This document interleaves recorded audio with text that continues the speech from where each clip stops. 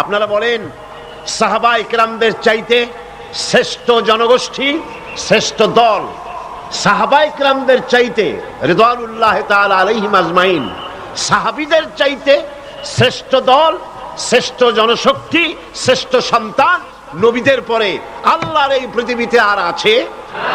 আর হবে কোনদিন? কোনদিন আর সাহাবীদের মতো যোগ্যতা সম্পন্ন ব্যক্তিত্ব আকাশের নিচে পৃথিবীতে আর জন্মাবে না। কিন্তু সেই সাহাবায়ে কেরামদের ওহদের ময়দানের সামান্যতম ভুলকেও আল্লাহ পাক ক্ষমা করেননি। তাদের সামান্যতম ভুলের কারণে ওহদের ময়দানের পরাজয় এসেছিল, ইতিহাস সাক্ষী। সুতরাং আমরা মনে করব মাথায় টুপি দিব, দাড়ি রাখবো, নামাজ পড়বো, রোজা রাখবো, হজ করবো, যাকাত দিব, এই রকমের কিছু কাজ করলেই দুনিয়ার নেতৃত্ব আর যোগ্যতা আমাদের হাতে আল্লাহ পাক ফিরিয়ে দিবেন, কখনো নয়।